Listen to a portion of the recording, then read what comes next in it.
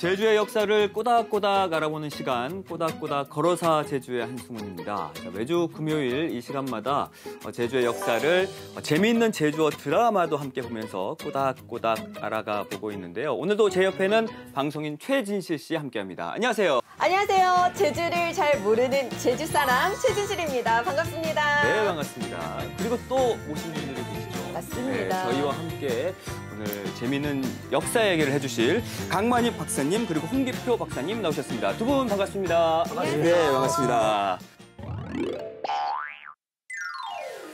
요즘 이 시기 날씨 참 좋잖아요. 그래서 딱 어디 떠나기 좋을 때가 아닌가 싶은데 요즘 그렇게도 몽골 여행 인기가 굉장히 높다고 하더라고요. 딱 좋을 시기라고 하더라고요. 혹시 가보셨어요? 저는 한 4, 5년 전에 몽골 여행을 가봤거든요.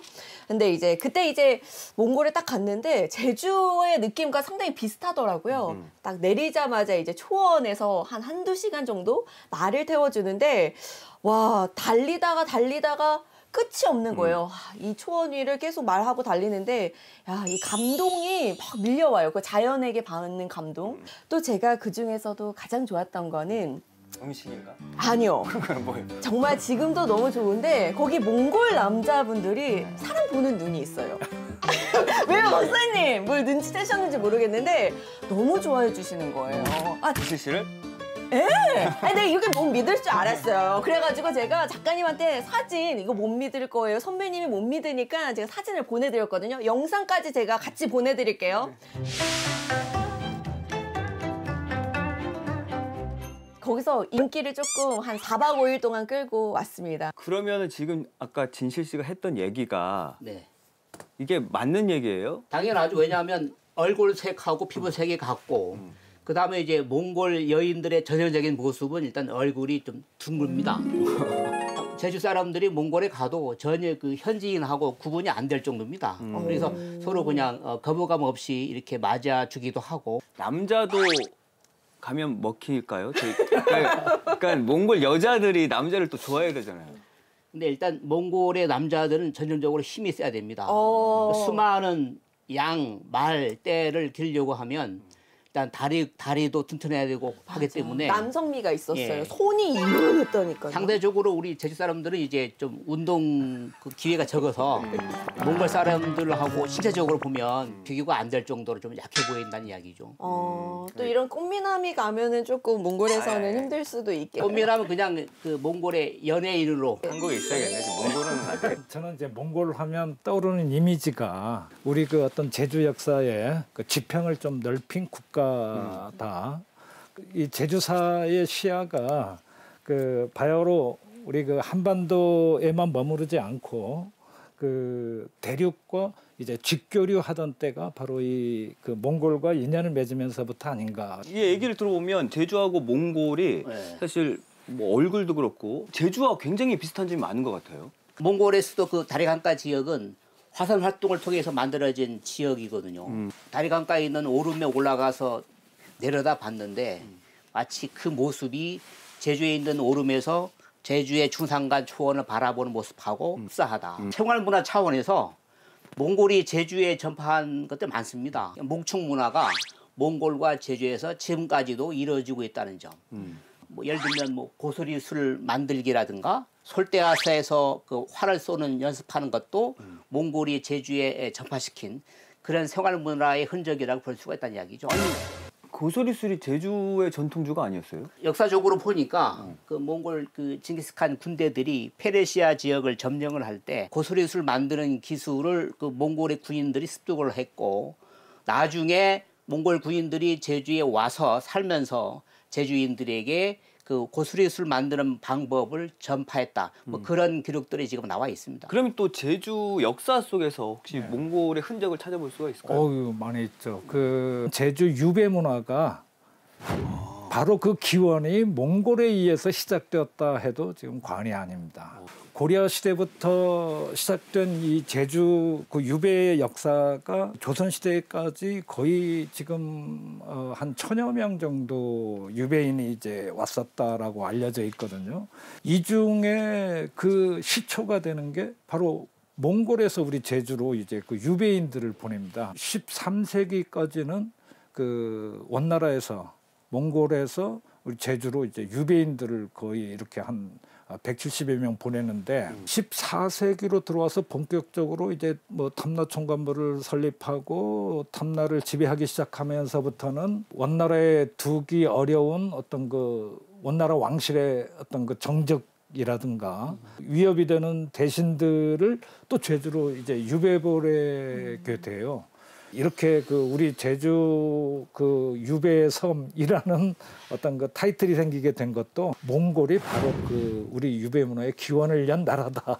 이렇게도 볼 수 있겠습니다. 정말 이게 어쩌면 우연이 아닐 것 같은 정말 제주와 몽골의 관계, 이 관계를 파헤치기 위해서 오늘은 고려 속 제주로 한번 꼬닥꼬닥 걸어가 보겠습니다. 기록에 따르면 몽골이 처음 고려를 침입한 것은 1231년 8월의 일입니다.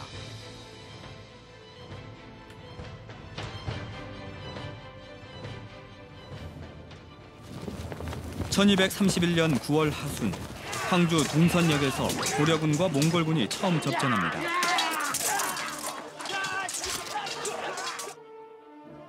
하지만 고려군은 대패하고 몽골군은 개경성 밖에 나누어 주둔하는데요. 이후 몽골군은 고려 곳곳을 짓밟습니다.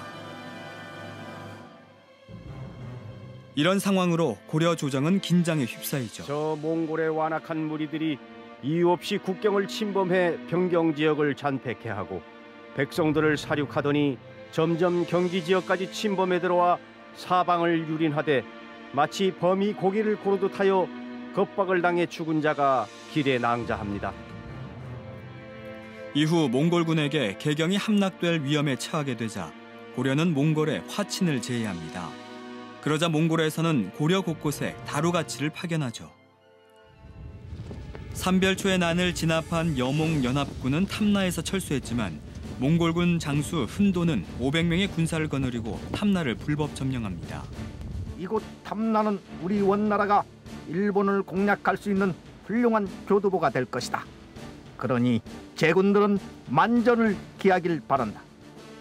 이후 몽골은 원으로 국호를 바꾸고 제주에 탐나국 초토사를 설치했다가 이어 탐나국 군민도 단로화적 총관부로 개편하는데 이것이 바로 탐나 총관부입니다. 네, 제주와 이 몽골의 첫 만남부터 이야기를 시작해보면 좋을 것 같은데 당시 우리 영상을 봤잖아요. 근데 몽골이 지금 제주로 들어온 것 같아요. 그렇죠. 그럼 그 당시 어떻게 제주를 생각했던 거예요?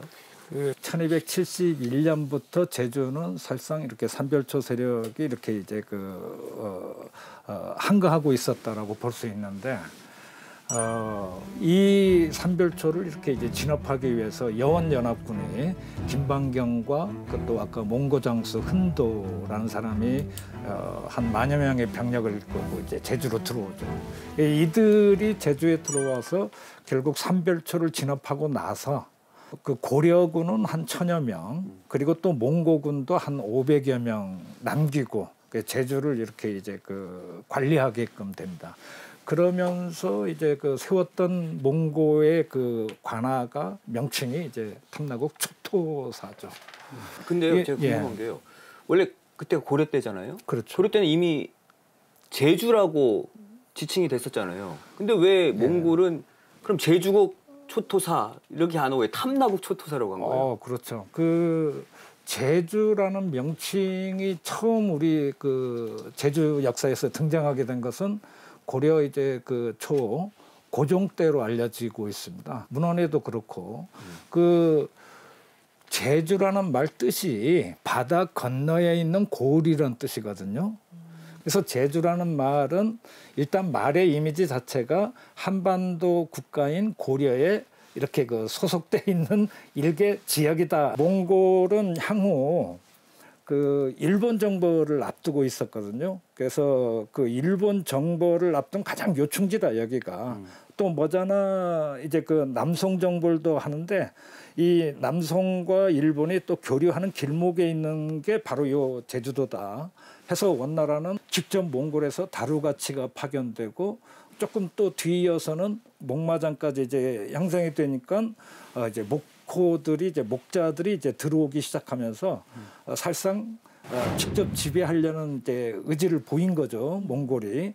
그러다 보니 호칭은 고려에서 부르는 우리 섬, 제주섬, 제주라는 호칭보다는 원나라 입장에서는 실질적인 자신들의 그 관할하에 있는 어떤 지역이라는 의미로 예전 그냥 탐나라는 말을 계속 쓰면서 초토사, 또 단로하적 그 총간부 이런 식으로 해서 탐나라는 호칭을 고집했던 것 같고요. 박사님, 그러면 왜 몽골이 제주에는 이렇게 탐나 총간부처럼 관부까지 설치해가면서 직접 지배를 하려고 했던 걸까요?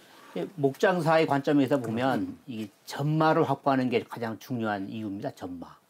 그러니까 전쟁에 참여시키는 그러니까 조랑말 등 날래고 빨리 달리고 튼튼한 그런 말들을 어느 지역에서 이제 그 생산을 해가지고 공급하는 것이 이제 목적이었기 때문에 그 전마 확보를 위해서 이제 목장을 만듭니다. 1276년부터 만들어가지고 한 100년 동안 유지가 되는데, 그러니까 목장 이름도 이제 그 원사의 기록에 보면 제주 목장이 아니고 탐나 목장입니다.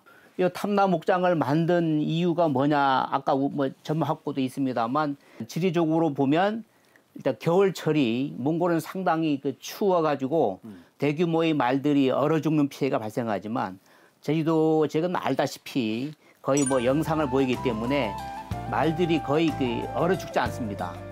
또 하나는 이제 몽골에는 그 늑대가 있습니다. 늑대. 이 늑대들이 이제 양떼를 많이 잡아먹죠. 말도 공격을 하고요. 배고프면.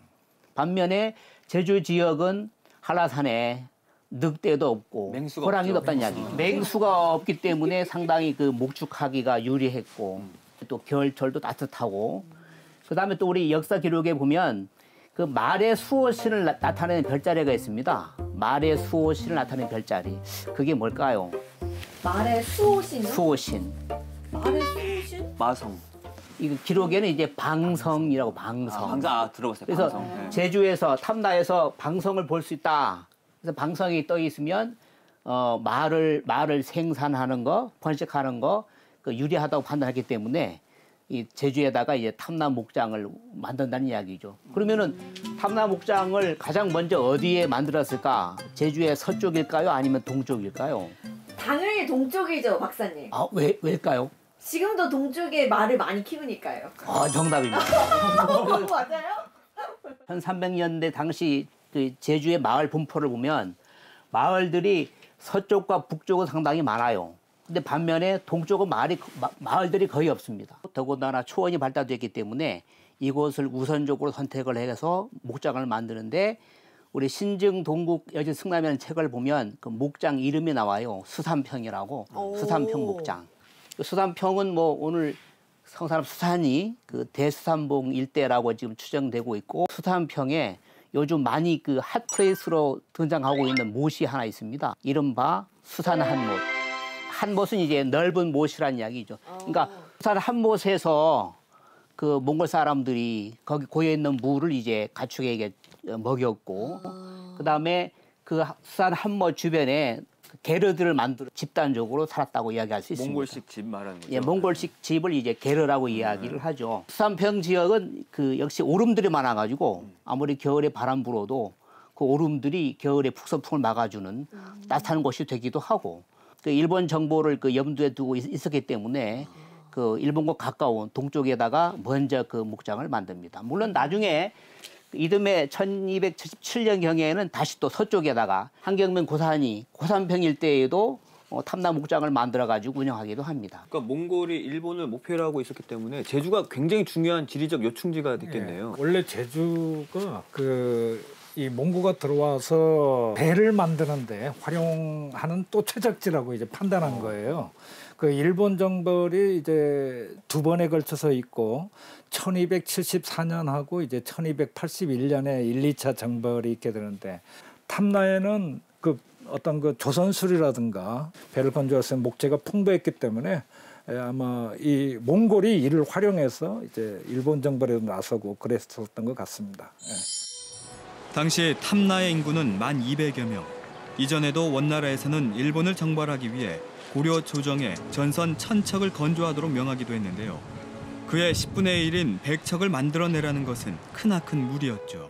아이고, 다루같이 말 안 들었다는 이곳 탐나 백성들 목숨 남아나질 않을 건디 어떤 거면 좋을 건고. 홀수어쭈 만드는 수백기.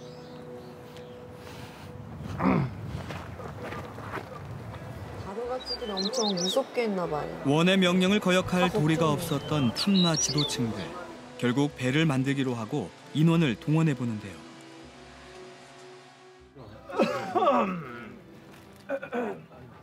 먼저 걸어. 부사 영엠수가 이거 안배려 점수가 농사 지어놔도 손모지랑 걷어들이지 못함신디 경은 우리한테 배를 만들라고만 씨.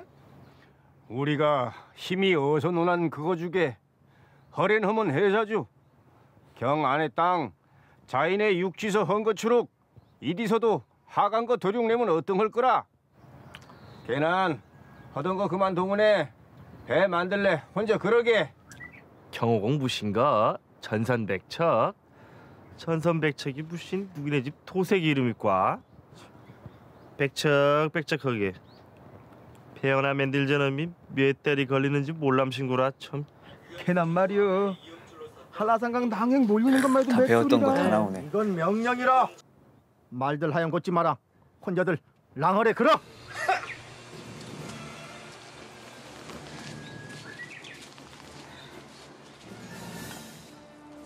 배를 만들기 위해 한라산에 간 탐라인들은 가벼우면서도 튼튼한 구상나무와 유연성이 좋아 배 이음줄로 썼던 솔비나무 등을 벌목해옵니다. 원의 전함 건조형 목재 수탈은 일본 정벌이 완전히 중단될 때까지 계속됐습니다. 일일이 손으로 작업해 튼튼하면서도 거대한 전선을 만드는 일은 결국 쉬운 게 아니었습니다. 배 한 척을 완성하는 데에는 수개월이 소요됐죠. 저거 배 만들다가 배 타고 일본 가면 안 돼요? 설상가상으로 흉년까지 겹쳐 먹을 게 없자 원에서는 고려 조정의 명령에 탐나 백성 1223명 분량의 식량과 주둔군의 식량까지 총 4만여 석의 곡식을 탐나에 보내도록 합니다. 도저히 던 못어켜. 이것만 하당 보면은 우리 새끼들이 영 어멍아방은 뭘 먹엉 상방. 영 해봐야 저 원나라 놈들 좋은 일 시키는 거죠. 경에도 어떤 겁니까? 안올 도리가 오신 걸. 안을 도리가 없긴 그냥 내빼면 대주게. 예? 내빼 부러마씨? 경어당 잡히면 죽어마씨. 배 만들당 죽으나 도망가당 죽으나 매운거지주. 난 더 못어크라. 아니 안 어크라. 경아랑 인정도 나영 고치 도망가든지 이리 이충 살든지 양자택일 허요. 개민 나 감서. 아이고 성님께 이거 참. 근데 어디로 도망가요? 제주에서 도망가면? 갈 데 없어요? 도망갈 데가 없죠. 아니 왜 혼자인가? 같이 하던 사람 어디 갔나? 그게 견한이 고사 통시 가는 거 담봅디다. 통시? 통시엔 하루 종일 앉아있나? 아까부터 보이지 않는 것 같던데. 오늘 하루 종일 배 아팡 없디다. 이게 곧 돌아올 테주마씨. 아니야 냄새가 나. 혹시 도망간 거 아니야? 아니오다. 아니라마씨. 어이 배 만들던 탑라인이 도망갔다. 당장 추격해서 잡아와. 예 알겠습니다. 현실을 견디다 못한 탑라인들은 도망을 가기도 했는데요. 상황이 이렇게 되자 원에서는 도망간 탑라인들을 찾아내는 임시 관원까지 동원했습니다. 이름하여 탐나 도로인물 추고색이죠. 저기 있다.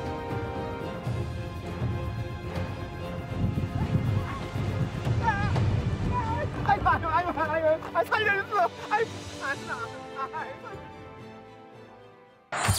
그 재연 배우들의 이제 표정에서 다 나오거든요. 네. 불평 불만이 굉장히 많았고, 그러니까 이런 다루가치 횡포 때문에 정말 제주 사람들이 많이 힘들었을 것 같아요. 몽골이 탐나를 이렇게 이제 총검부 세우고 직접 지배하면서 그 수치 같은 것이 정기적으로 이루어지는 경우가 생기거든요. 처음 그 아까 1213년 초토사 세워지고 나서도 매년 탐나에서는 뭐 모시를 뭐 100필 이렇게 이제 그 진상 요구를 해서 이게 사실 거의 이제 그 수십 년간 지속됩니다. 1295년의 사례 같은 경우는 이런 경우도 있습니다. 이 제주의 여러 가지 그 토산물들, 뭐 예컨대 모시 또는 뭐 오소리 가죽, 뭐 고양이 가죽들, 아니면은 뭐 또 말 안장, 고라니 가죽, 뭐 이런 그 제주산 어떤 그 토산물들을 몽고에 직접 그 곡물 진상을 하는 게 아니고 고려를 통해서 이렇게 이제 그 원나라로 이렇게 이제 보내는 경우도 생기게 되거든요. 그 목마장이 만들어지고 나서부터는 제주산 또 그 수유라는 그 상품이 몽고로 이제 보내지는 경우도 있게 됩니다. 뭔가 약간 유자가 들어간 거 보니까 요즘 말로 말하면 이제 버터. 예, 버터를 한자말로 수유라고 해가지고. 그러니까 몽골 사람들이 제주에서 살면서 제주인들에게 말젖을 이용해가지고 버터를 만드는 그 방법을 전수했다라고 합니다. 그래서 제주 사람들이 버터를 많이 만들고 있으니까 그거를 다시 또 원나라에 바쳐라 이렇게 했다는 기록도 나옵니다. 수유는 가르쳐주고 또 가져가려고 하고. 그러니까 수탈했던 것들이 굉장히 많은데 네. 그 관련해서 영상이 있으니까 보고 또 이야기 나누시죠. 1276년 원은 임류관을 탐나로 보내 진주를 구해오도록 합니다. 이곳이 말로만 듣던 탐나로구만.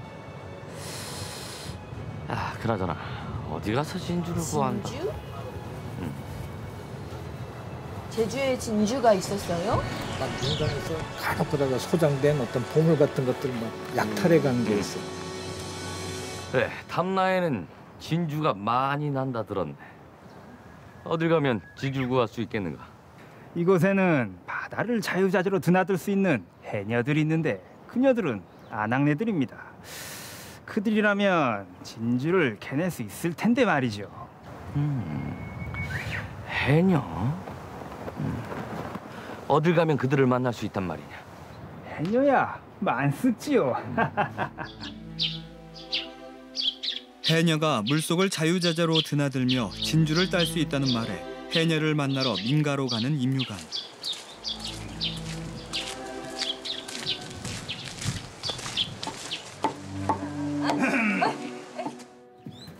이 여자가 바로 해녀입니다. 그래? 예. 아이고, 무슨 일이올까? 이분은 진주를 구하기 위해 원나라에서 오신 분이시다. 그래. 바닷속을 자유자재로 오간다고. 예. 그렇다면 진주를 알겠구나. 진주 맛이? 진주가 뭐과? 그 외에 동그랗고 영롱한 빛을 띠는 구슬 모르겠느냐? 전복 껍데기형 조개 껍데기에 붙어있신 허영은 돌고랑구나. 그래 그거. 병원지 무슨 맛이? 제주 사람들은 저걸 귀한 걸 몰랐던 거예요. 구할 수 있겠느냐? 그거사 보기 좋아보난 나도 보이는 대로 모항돈 나신디만은. 그걸 가지고 있단 말이냐? 예. 어디 있느냐? 어서 갖고 와보라. 어서. 맞다. 진주. 이 정도면 충분하겠다. 무사경 놈이 거 가져가자는 수가 이래 줍소. 어허, 이건 원나라 황제의 명이다. 이제부터 이건 원나라의 것이다. 무슨 이런 날도둑이셔. 이래 줍소.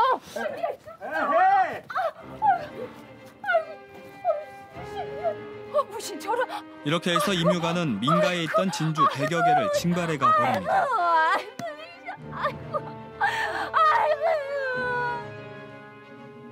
뿐만 아니라 방충목으로 쓰이는 향장목과 오소리 털가죽, 살쾡이 털가죽, 꿩, 말 안장 등도 징발해 가죠.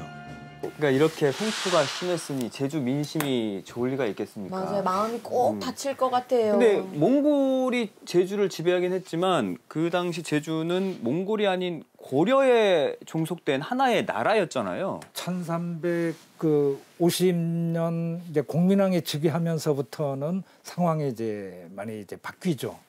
공민왕은 아시다시피 이제 그 아주 대대적인 이제 그 반원 정책을 이제 추진한 인물이고, 또 내부에 이제 친운파를 이렇게 이제 제거하면서 개혁 정치를 이제 펴나갔습니다.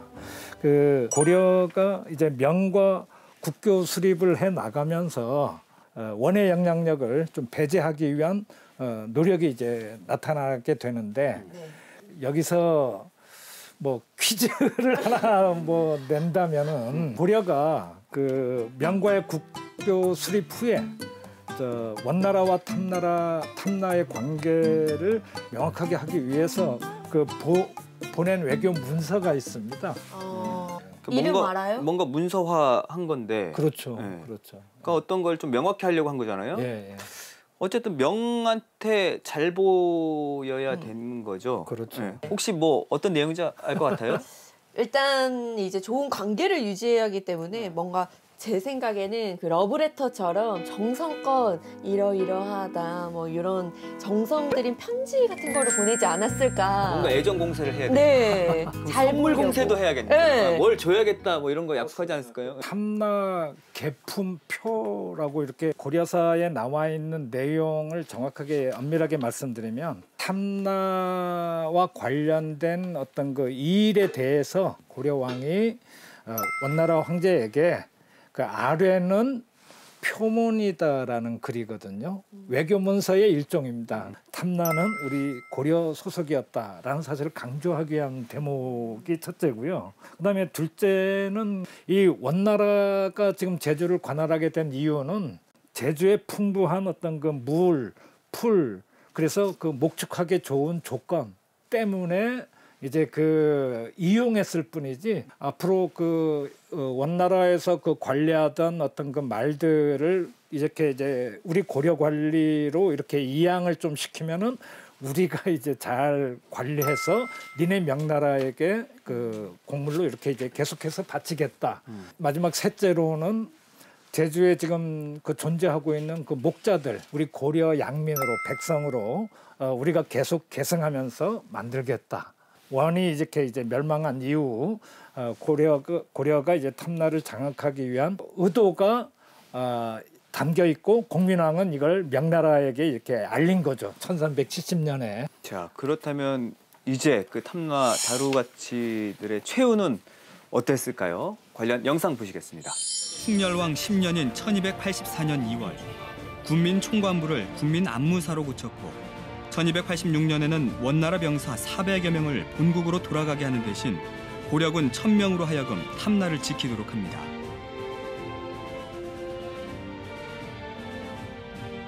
이 무렵 탐나에 온 다루가치들은 고려 조정에까지 영향력을 행사했습니다.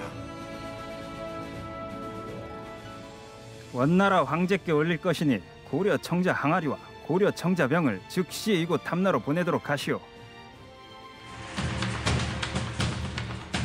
이런 상황에까지 이르자 고려 조정에서는 탐나 다루가치들을 궁궐로 불러 연회를 베풀어 주기도 했습니다.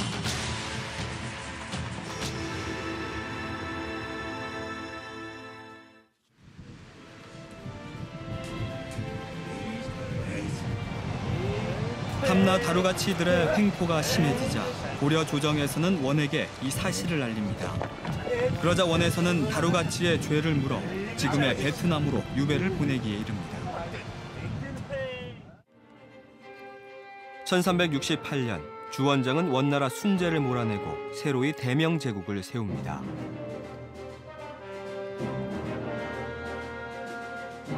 이때 고려는 명과 국교를 맺고 원의 연호 사용을 중지하죠.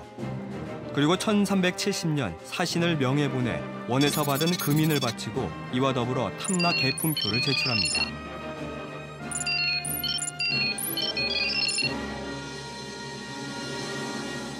자, 탐나 다루가치들은 베트남으로 유배를 가게 되고요. 이후에 공민왕이 명나라에 말을 바친 기록이 나오는데 당시 한 3만여 필을 바치거든요. 근데 그 중에 2만 필 이상을 이게 탐나 목장에서 생산된 우수한 말들이라고 합니다. 또 하나는 이제 그 제주에 남았던 이 목호 있지 않습니까? 이 원나라가 멸망을 했기 때문에 돌아갈 나라가 없겠죠. 근데 또 명나라에 들어가는 것도 이제 여의치 않았기 때문에 공민왕은 원래 당초 약속대로 제주에 남았던 그 제주의 그 목호들을 하치들을 고려의 양면으로 담았다. 그렇게 볼 수 있습니다. 목호라고 하면 말을 기르기 위해서 제주에 있었던 그 몽골인들을 말하는 거고요. 그거를 말하는 이야기죠. 네, 우리가 흔히 목호의 난 하면 그 1374년 그 최영 장군이 뭐 2만 5천 명, 6천 명 병력을 이끌고 내려와서 대대적으로 이제 그 목호를 토벌했다. 요게 목호의 난이다. 라고 얘기를 하는데 사실상 이보다 앞서서 실질적으로 아주 산발적인 목호의 난이 한 4-5차례가 제주에서 이어집니다. 그러니까 공민왕 즉위 때부터 이렇게 이제 사실상 반원 정책이 추진되면서 이렇게 또 그 명나라에 이제 그 말을 보내는 현상에 대해서 이 원나라 출신 이제 목자들은 이제 반발이 심했던 거죠. 그래서 이렇게 명나라에서 온 사신 또는 고려에서 파견한 그 지방관들까지도 목자들은 이제 살해하고 다시 또 이제 진압되고 하는 그 여러 차례의 그 과정을 거치면서 드디어 이제 그 1374년 대대적인 이제 그 목호의 난이 이렇게 발생하게 되는 거죠. 탐나 계품표를 받은 명은 조건부 허락을 합니다. 탐나의 통치권은 마땅히 고려에 속한다. 몽고의 말은 탐나인이 관리하라. 명에서는 마정관을 파견하지 않겠다. 그 대신 지금 있는 말들 가운데 좋은 말 2,000필을 바치라. 이로써 고려와 명나라 사이 탐나에 대한 관리 문제가 일단락되는 듯했습니다. 이후 1372년 고려 정부에서는 명과 약속한 2,000필의 말을 골라내기 위해 예부 상서 오계남에게 군병 425명을 내주고 비서감 유경원과 함께 제주로 보냅니다. 명나라 황제의 명을 받들기 위해 왔네. 명나라로 보낼 말 2,000필이 필요하니 지금부터 말을 살펴고를 것일세. 무엇이라고? 명나라 황제에게 바칠 말 2,000필을 골라? 죽으면 죽었지. 우리 원나라인들이 키운 말을 원수인 명에겐 절대 줄 수 없어! 결국 목호들은 유경원을 죽이고 제주에 상륙한 군병 1,100명을 모두 살해합니다.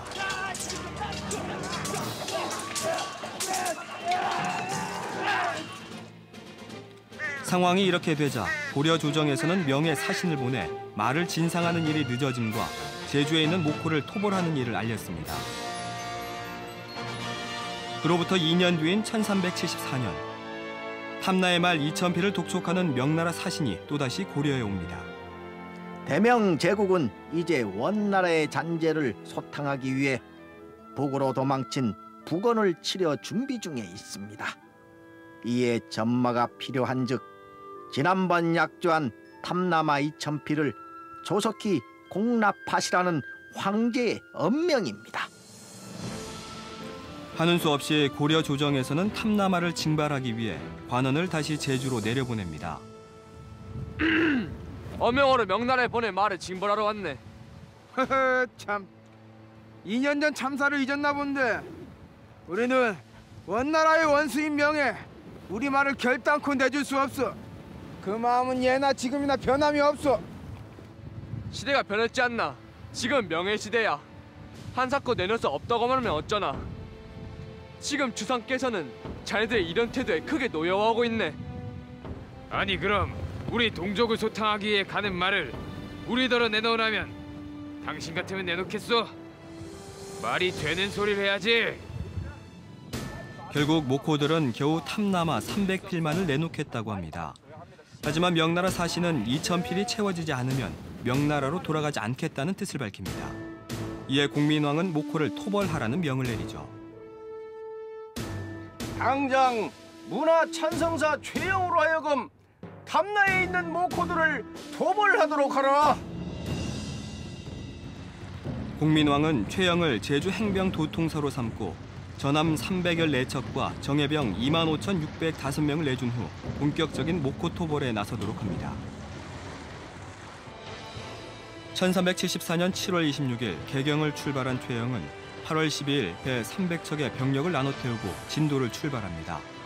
이후 소안도와 보길도에 이르렀을 때 역풍을 만나 배 30척이 파손되자 추자도에 정박해 바람이 자길 기다렸다가 출발 한 달여 만인 8월 28일 제주 명월포 근처에 도착합니다.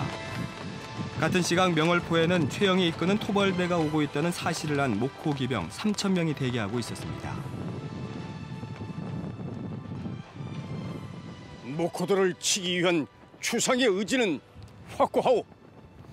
2년 전의 일도 있고 아마도 토벌이 시작되면 피비린내 나는 전쟁이 시작될 거요. 그러니 그 전에 목사께서 목호들을 찾아가 설득을 해주시오. 안 그래도 지금 담나 백성들은 목호와 고려 조정에 계속되는 싸움으로 두려움에 떨고 있습니다. 그런 불상사가 없도록 제가 목호들에게 귀순하도록 가서 설득해 보겠습니다. 자, 이것은 왕지 문서요. 저들에게 보여주고 귀순하도록 잘 종용해 보시오. 예, 알겠습니다.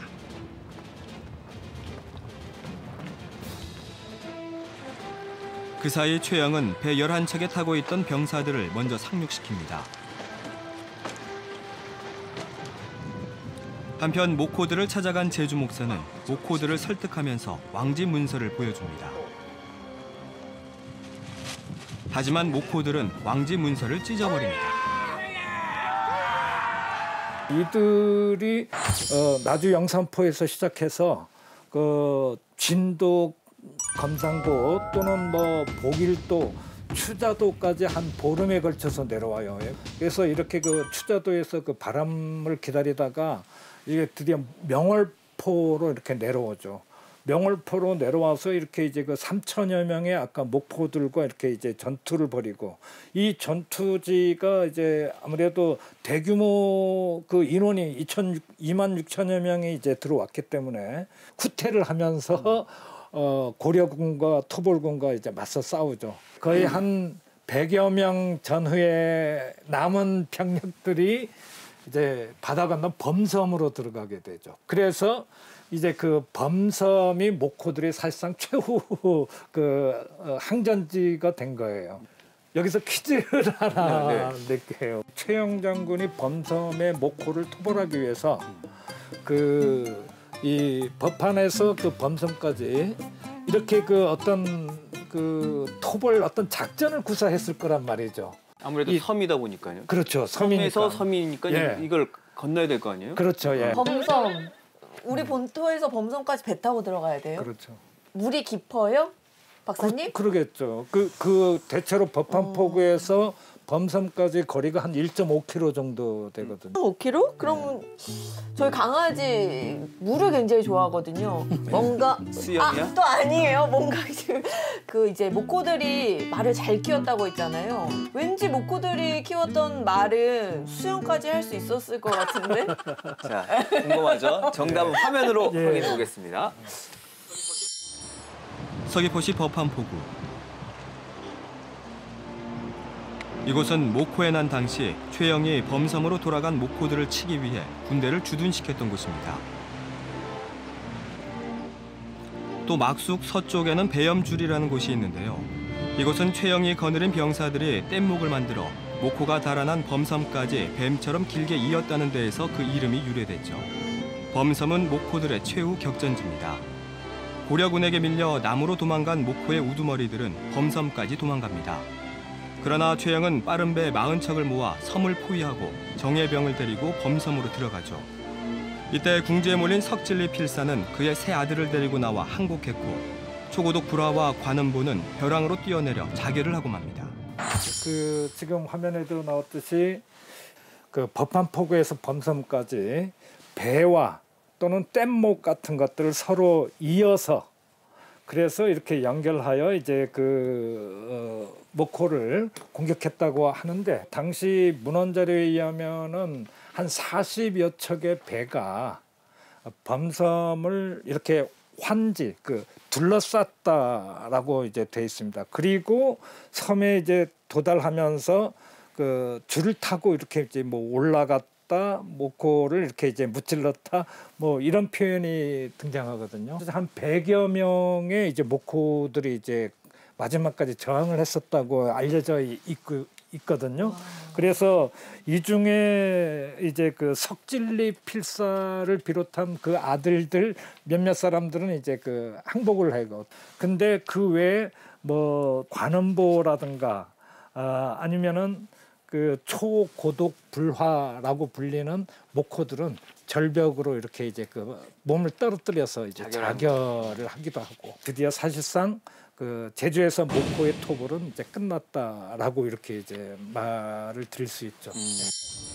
검섬 전투 이후 지금의 성산읍 수산리 지경에 있었던 동아막에서 수백 명의 모코들이 계속해서 저항하자 고려군은 도망가는 무리까지 샅샅이 찾아내 전부 죽입니다. 수많은 희생을 낳았던 모코의 난. 이후 제주는 완전히 고려에 귀속됐고 위화도 회군 이후 이성계가 건국한 조선에도 자연 귀속되는 결과를 낳았던 제주의 역사입니다. 아니, 교수님 아까 몽골 사람들이랑 우리나라 사람들이랑 비슷하다고 했잖아요. 근데 또 그 전쟁 그 상황에서는 뭐 제주인, 몽골인 이렇게 구분하기가 굉장히 또 힘들었을 것 같아요. 그러니까 구별을 할 틈이 없었겠죠. 어차피 피부색도 같고 하니까 그냥 일단 고려 지배에 저항하는 자들은 전부 다 죽여라. 이러한 어떤 철학적인 기반을 바탕으로 해가지고 대규모의 학살이 이루어집니다. 그럼 당시 몽고인들이 그 목장을 중심으로 해서 몰려서 같이 살았나요? 아니면 뭐 제주 곳곳에 터전을 짜고 따로 이렇게 살았나요? 일단 문화가 다르고 언어가 다르기 때문에 분리돼 가지고 사는 경우가 많았습니다. 몽골인들이 제주에 어떤 귀화하면서 제주인들과 동화하면서 살면서 그 호적중초에 그런 기록들을 남깁니다. 그 기록에 이제 본관을 표시하는데 본관을 좀 뭐라고 하냐면 대원, 그러니까 대원 정시, 대원 강시 또는 뭐 대원 진시, 그 다음에 무슨 뭐 운남 뭐 양시 뭐 이런 식으로 기록을 남겨가지고.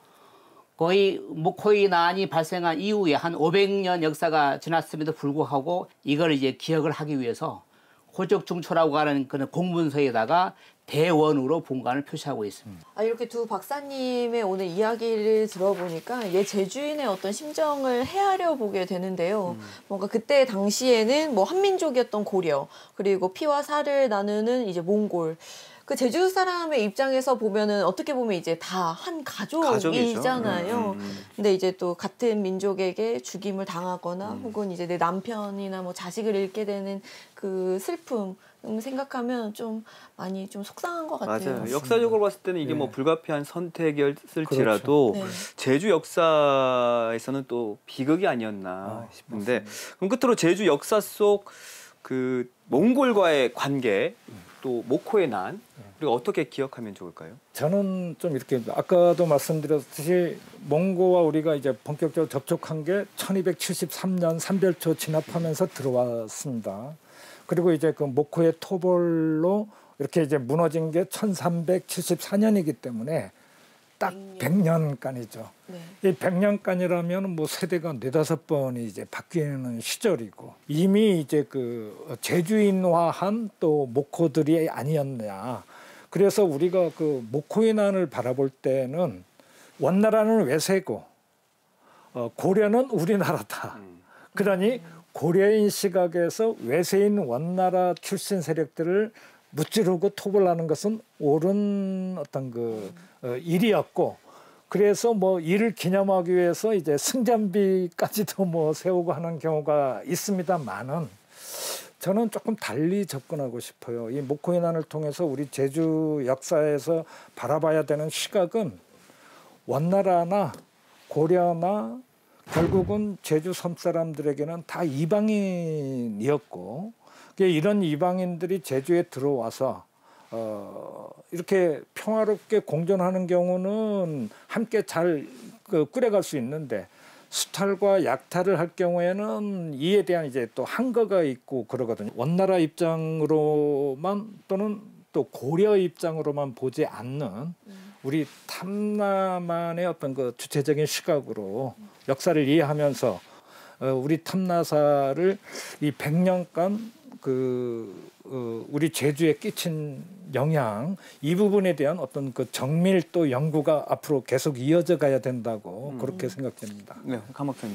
뭐 역설적이게도 그 몽골이 탐나를 지배하는 100년 동안에 제주에는 우수한 몽골 말들이 들어와 가지고 제주 말의 어떤 품질 개량에 도움을 줬고 더 나아가서 어떤 선진적이라고 할 수 있는 몽골의 목축 문화가 제주에 이제 전파가 되면서 그 탐나 목장, 그다음 조선 시대 가면은 또 국마장하고 산마장까지 이어지고 또 우리 일제 강점기 때에는 마을 공동 목장 그리고 현재까지도 몽골의 목축 문화가 제주에서 살아 춤추고 있습니다.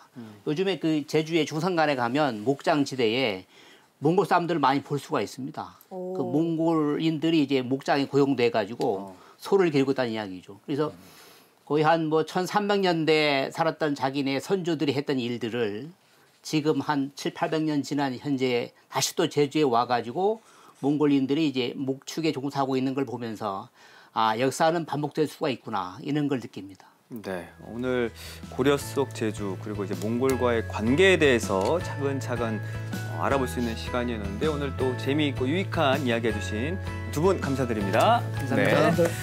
자, 다음 주에는 또 어떤 제주사 이야기로 찾아올지 궁금하시다면 다음 주 또 저희와 함께 꼬닥꼬닥 걸어가 볼까요?